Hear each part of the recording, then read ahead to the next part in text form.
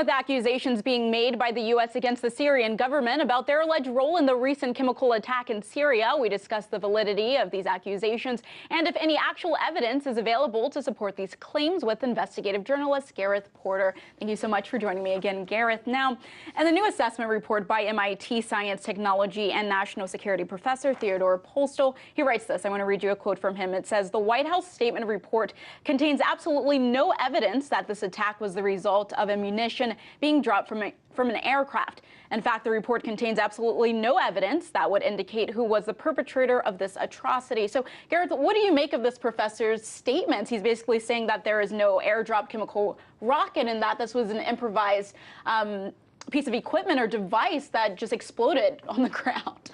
Well, he's right. I mean, if you really read the transcript of the briefing that was given 2 days ago by two unnamed senior administration officials, what they did was not to present real evidence, but to suggest by innuendo, essentially, that they had evidence. They said they had declassified enormous amounts of intelligence, but most of it clearly was videos of people suffering from the effects of some kind of chemical attack. But beyond that, really, no, there was no hard evidence that they cited.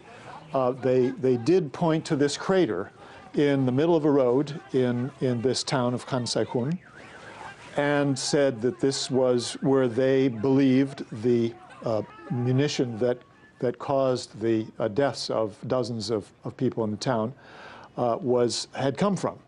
And they implied, of course, that this had to be an airstrike by the, or they said this was an airstrike by the Syrian regime. But beyond that, no evidence. And I think that Ted Postel's work on this is extremely important because he has examined the actual, the remnant of this bomb, or this, not the bomb, but the missile that carried the chemical, and shows in his analysis that this was indeed not a conventional military weapon, but rather an improvised device, which was not for the purpose of being dropped from an airplane, but really something that was improvised to cause the sarin or this chemical to come out by mashing it down with an explosive on top of it. So he's made a very convincing case here that this could not have been an airdrop munition. And that's, to my mind, that's one of the most important discoveries that we're going to have about this entire incident.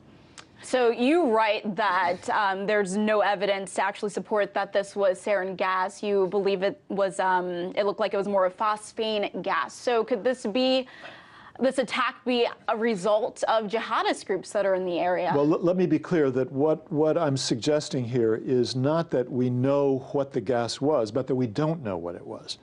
And that's because the symptoms and the physical effects of sarin are mimicked by other types of weapons that have that create phosphine gas.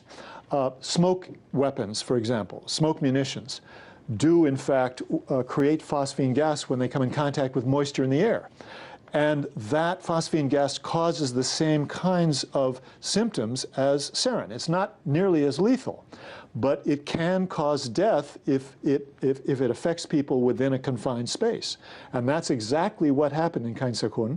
29 members of a single family were killed in a basement because they were exposed to this chemical in a very confined space. To me, that's a clue that this may have been something else. It could very well have been something other than But sarin. we don't know at this time. At this point, we can't say. That's it.